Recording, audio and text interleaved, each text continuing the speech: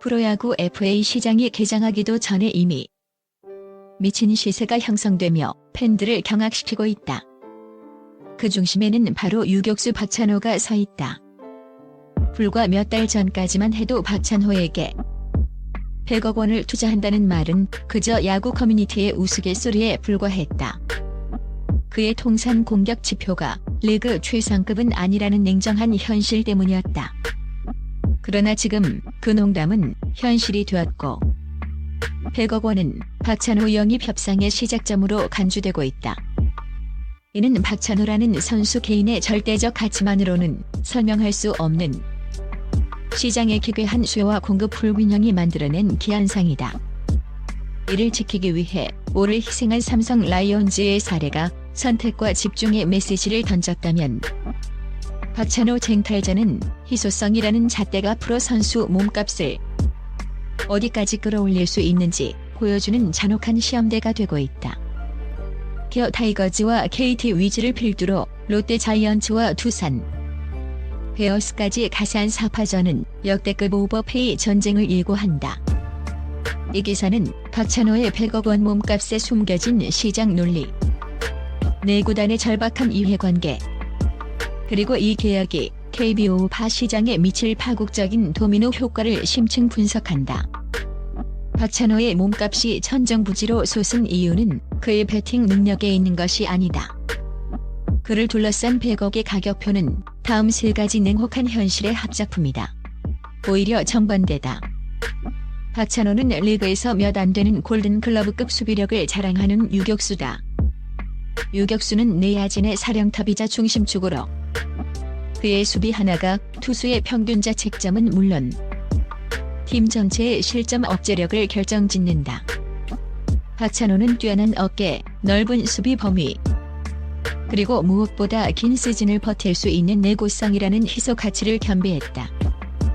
공격력이 다소 부족하더라도 그의 수비력은 팀을 우승권으로 끌어올릴 수 있는 무형 자산으로 평가받는다.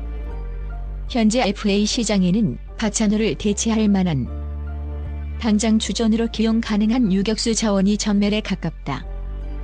유격수 가뭄은 이미 몇 년째 KBO 리그를 괴롭히고 있으며 구단들은 특급 수비형 유격수의 공백이 팀 전체에 미치는 악영향을 뼈저리게 경험했다. 대체 자원이 없다는 사실 자체가 박찬호의 몸값을 비약적으로 상승시키는 가장 강력한 엔진이다. 2024년 심우준이 4년 50억 원에 계약했을 때 많은 전문가는 오버페이라는 꼬리표를 붙였다.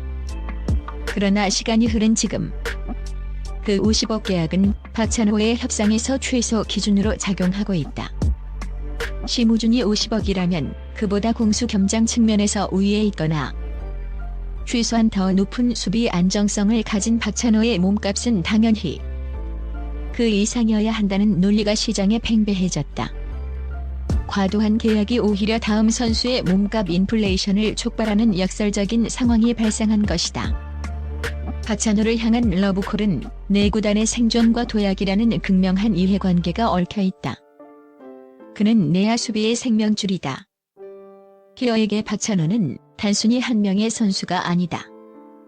만약 기어가 박찬호를 놓칠 경우 당장 내부에서 그를 대체할 주전 유격수가 없다.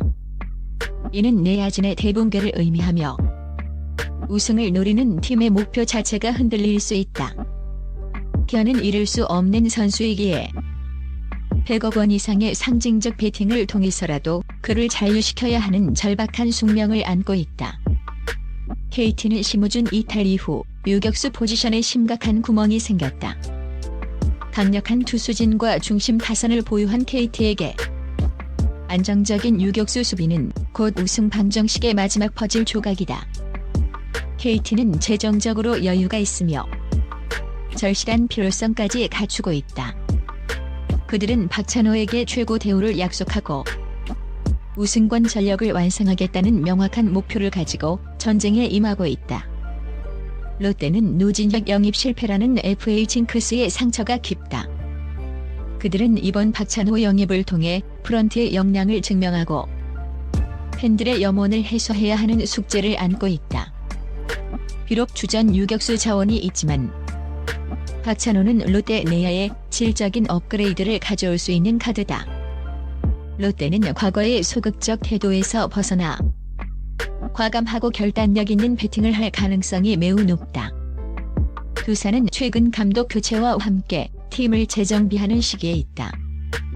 두산은 전통적으로 팀 재건 과정에서 핵심 포지션을 외부 FA로 보강하는 공격적인 행보를 보여왔다. 당장은 박찬호 영입 전의 다크호스로 보이지만 새로운 사령탑 체제 아래서 내야 수비 안정화가 핵심 과제로 떠오른다면 깜짝 배팅을 통해 시장의 판도를 뒤집을 잠재력을 가지고 있다.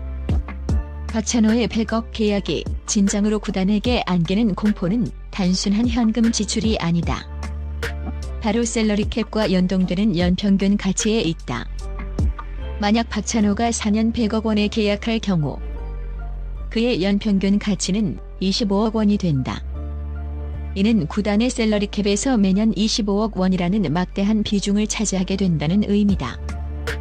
셀러리 캡의 총액이 제한되어 있는 상황에서 25억 원은 미래의 다른 FA 협상이나 외국인 선수 영입 혹은 내부 육성 선수와의 장기 계약 등에 사용할 수 있는 총알을 심각하게 제한한다. 하나의 보강이 미래 3년치 유연성을 잡아먹는 셈이다. 박찬호의 계약 규모는 자연스럽게 오지환과 비교된다. 오지환이 박찬호보다 압도적인 공격력을 갖추고 있음에도 불구하고 박찬호의 몸값이 오지환의 연평균 가치에 육박하거나 초과하는 상황이 발생하고 있다. 이는 박찬호의 절대적 가치가 아닌 이 시점의 시장 내 희소성이 얼마나 강력한 인플레이션 동력인지 명확하게 보여주는 증거다. 구단들은 비논리적인 시장 가격을 알면서도 유격수 공백이라는 당장의 숙제를 해결하기 위해 지갑을 열 수밖에 없는 딜레마에 빠져 있다. 박찬호의 FA 계약은 단지 한 선수의 몸값을 결정하는 것을 넘어 KBO 리그 FA 시장 전체의 미래를 결정짓는 중대한 분수령이 될 것이다. 2026 FA 시장의 파국적 인플레이션 박찬호가 100억 원 이상에 계약할 경우 2026년 FA 시장에 풀릴 괴물 선수들의 몸값은 상상할 수 없는 수준으로 폭등할 것이다. 박찬호의 수비형 유격수 계약이 100억의 기준점을 세운다면 공수에서 압도적인 생산성을 보이는 선수들의 몸값은 그야말로 역대급 거품을 넘어 파국적 인플레이션을 야기할 것이다. 승자의 저주는 피할 수 있을까? 이 치열한 4파전의 승자는 결국 박찬호를 얻어 전력을 강화할 것이다. 하지만 동시에 승자의 저주를 떠안을 위험도 크다.